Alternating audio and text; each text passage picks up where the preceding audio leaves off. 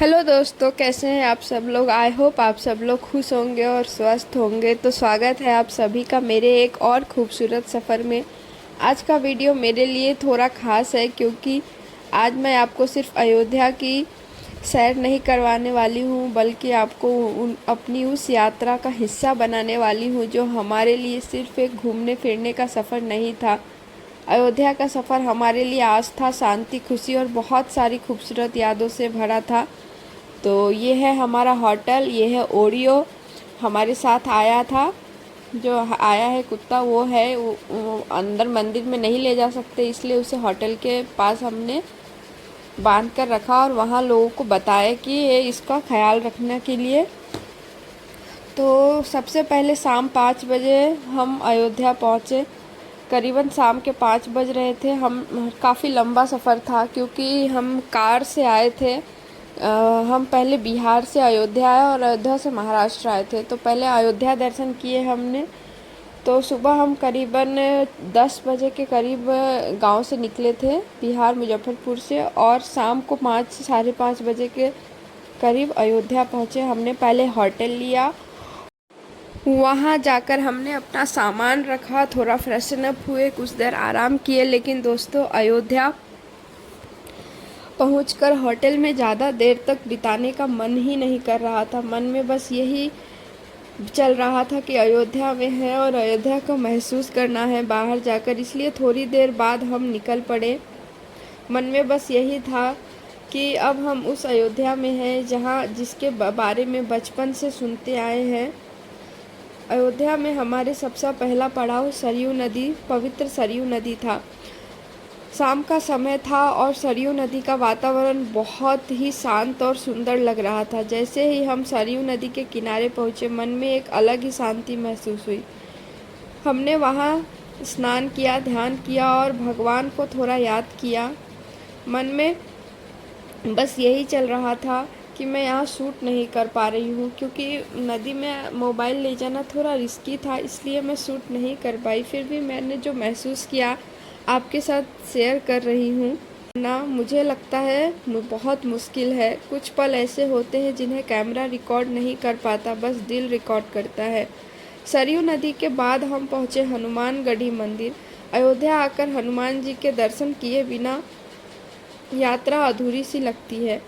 वहाँ वातावरण बहुत भक्तिमय था। हमने हनुमान जी के दर्शन किए और मन से प्रार्थना की कि हमारे परिवार पर हमेशा भगवान का आशीर्वाद बना रहे। हालांकि दोस्तों, यहाँ हमारे साथ एक छोटी सी बात हो गई। हनुमानगढ़ी मंदिर के अंदर मोबाइल फ़ोन ले जाना अलाउड नहीं था, इसलिए हम मंदिर के अंदर का वीडियो शूट नहीं कर पाए। लेकिन शायद यही अच्छी बात है क्योंकि उस समय हम कैमरा के पीछे नहीं थे, बल्कि पूरी तरह से उस पल को महसूस कर रहे थे। तो और एक और चीज़ मैं शेयर करना चाहती हूँ कि हनुमानगढ़ी मंदिर में बहुत भीड़ रहती है, इसलिए वहाँ पैसे और मोबाइल संभाल कर लेके जाएं क्योंकि वहाँ चोरी का बहुत खतरा रहता है। हम भी कुछ पैसे लेकर गए थे जो कि मेरे हस्बैंड के जेब में था। वो जेब कतरे ने निकाल लिया, वो पैसा काट लिया, उनके जेब से उनके निकाल लिया। तो आप सब बहुत अवेयर होकर जाए, इस बात को ध्यान रखें कि वहाँ पैसों को चोरियाँ होती है। तो आप ध्यान रखें क्योंकि भीड़ बहुत रहती है और उसमें एक दो जेब कतरे घूमते रहते हैं। और वहाँ हर जगह लिख के भी रखा है कि अपना सामान ध्यान से रखें, पैसे, मोबाइल सब। बस मैं आपके साथ यही शेयर करना चाहती थी ताकि आप जाए जब भी तो अवेयर रहें। फिर हुई रामलला के दर्शन की बारी। हनुमानगढ़ी के दर्शन के बाद हम पहुँचे राम मंदिर। जिस राम मंदिर के बारे में मैं हमेशा इतने सालों से सुनी, जिसकी तस्वीर और वीडियो देखी मैंने टीवी में, आज उसी मंदिर के सामने हम खुद खड़े थे। उस समय मन में एक अलग ही एहसास था। हमने रामलला के दर्शन किए और भगवान से अपनी परिवार के लिए सुख, शांति और आशीर्वाद मांगा। लेकिन यहाँ भी मोबाइल अंदर ले जाना और अनुमति नहीं थी, इसलिए हम मंदिर के अंदर से शूट नहीं कर पाए क्योंकि वहाँ सेफ्टी के वजह से मोबाइल ले जाना मना रहता है। इसलिए वीडियो में आपको अंदर का दर्शन देखने को नहीं मिलेगा। लेकिन दोस्तों, जो हमने अपनी आँखों से देखा और अपने दिल से महसूस किया वो हमेशा हमारे साथ रहेगा। और सच कहूँ तो हर चीज़ कैमरा नहीं कैद कर पाती, ये ज़रूरी नहीं है। कुछ यादें सिर्फ दिल में रहनी चाहिए। राम मंदिर के दर्शन के बाद हम वापस अपने होटल आ गए। दिन भर की थकान बहुत हो गई थी, इसलिए होटल पहुंचते ही हम आराम करें। अगली सुबह शुरू हुआ पूरा अयोध्या दर्शन। अगले दिन सुबह उठकर हमने ई रिक्शा बुक की और आज हमें पूरी अयोध्या घूमनी है। हमने अपना नाश्ता किया, तैयार हुए और हम अपने ई रिक्शा पर बैठ गए। उस दिन हमें कोशिश की कि अयोध्या की जितनी भी प्रसिद्ध जगह और मंदिर हम सब देख सकते हैं, सब देख लेंगे। ई रिक्शा से अयोध्या की गलियों से गुजरते हुए एक अलग ही अनुभव हो रहा था। कहीं मंदिर दिखाई दे रहे थे, कहीं भगवान के जयकारे सुनाई दे रहे थे, कहीं श्रद्धालु दर्शन के लिए जा रहे थे। अयोध्या की गलियों में एक अलग ही ऊर्जा महसूस होती है। हम एक के बाद एक करके मंदिरों और परिषदों और हर जगह की अपनी कहानी थी और हर जगह पहुंचकर मन में यही लगता था कि अयोध्या का इतिहास कितना गहरा और कितना खूबसूरत है। इसी दौरान हम उस जगह भी गए जहां 3 पत्थरों का मिलाकर राम मंदिर में रामलला की मूर्ति की स्थापना हुई है। यात्रा की खासियत यही है कि यहाँ आपको हर थोड़ी दूर पर कोई ना कोई ऐसी जगह मिल जाती है जिसके पीछे एक कहानी है, और जब आप उस कहानियों को जानते हैं वो जगह आपके लिए और भी खास हो जाती है। वो पल आया जहाँ ये हम पहुँचे कनक भवन। ये है कनक भवन। यहाँ माता सीता रहा करती थी अपने शादी के बाद। कहते हैं कि कैकेयी माता ने माता सीता को ये भवन उपहार स्वरूप दिया था जब उनकी शादी हुई थी और वो शादी करके आई थी। और राम जी, लक्ष्मण जी और सारे परिवार की प्रतिमाएं भी है जहाँ पूजा की जाती है। ये सारे कमरे बंद हैं और इसे संग्रहालय के तौर पर रख दिया गया है। बस यहाँ पर्यटक आकर देखा करते हैं। यहाँ भगवान श्री राम और माता सीता की बहुत ही मनमोहक प्रतिमाएं विराजमान है। मंदिर के गर्भगृह में राम जी के साथ सीता माता और लक्ष्मण जी दर्शन करते हुए दर्शन होते हैं। दर्शन के समय वातावरण एक अलग ही शांति का महसूस हुआ। मंदिर की वास्तुकला भी बहुत सुंदर है। इसके अंदर की सजावट, नक्काशी और धार्मिक वातावरण श्रद्धालुओं को अपनी ओर आकर्षित करती है। यहाँ पहुंचकर ऐसा महसूस होता है जैसे हम रामायण काल की स्मृतियों से जुड़ रहे हैं। कनक भवन में दर्शन करते समय मन में यही भावना आती है कि माता सीता और प्रभु श्री राम का यह पावन स्थान प्रेम, त्याग और दाम्पत्य की मर्यादा का प्रतीक है। अगर आप अयोध्या आए तो रामलला के दर्शन के साथ कनक भवन में माता सीता और प्रभु श्री राम के दर्शन जरूर करें। यहाँ सब कुछ समय बैठकर मंदिर के वातावरण को महसूस करना अपने आप में एक बहुत सुंदर अनुभव है। मेरे लिए कनक भवन की यह यात्रा भी अयोध्या की पूरी यात्रा का एक बहुत खास हिस्सा रहा। यहाँ से मिली शांति और सकारात्मकता को अपने साथ लेकर आगे की यात्रा पर निकल रही हूँ। अब हम पहुँच चुके हैं अयोध्या के एक बहुत ही प्रसिद्ध और धार्मिक महत्व वाले स्थान सीता की रसोई में। सीता की रसोई का नाम सुनते ही मन में माता सीता और उनके समय की अयोध्या की यादें आने लगती है। यह स्थान राम जन्मभूमि परिसर के पास स्थित है और श्रद्धालुओं के लिए विशेष आस्था का केंद्र है। मान्यता है कि वह स्थान जहां माता सीता रसोई बनाती थी और परिवार के लिए भोजन तैयार करती थी। इसी वजह से इस स्थान का नाम सीता की रसोई पड़ा। यहाँ पहुंचकर सबसे खास बात यह महसूस होती है कि इस स्थान से सीता माता के गृहस्थ जीवन और उनके स्नेह की एक सुंदर कल्पना जुड़ी हुई है। यहाँ प्रतीकात्मक रूप से रसोई में इस्तेमाल होने वाले पुराने बर्तन और अन्य वस्तुएं भी दिखाई जाती है। सीता की रसोई से जुड़ी ये एक बहुत सुंदर परंपरा भी है कि यहाँ दान पुण्य और अन्न दान के विशेष महत्व दिया जाता है। श्रद्धालु अपनी श्रद्धा के अनुसार दान करते हैं और ज़रूरतमंदों को भोजन कराने की परंपरा से भी जुड़ते हैं। यहाँ सबसे अच्छी बात है कि रसोई को केवल भोजन बनाने की जगह नहीं बल्कि सेवा और प्रेम का प्रतीक माना जाता है।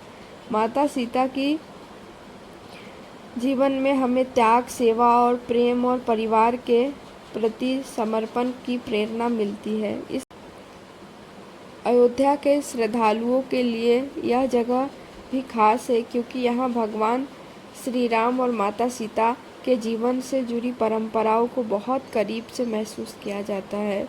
तो दोस्तों, अगर आप भी अयोध्या की यात्रा पर आए तो सीता की रसोई को ज़रूर देखिएगा।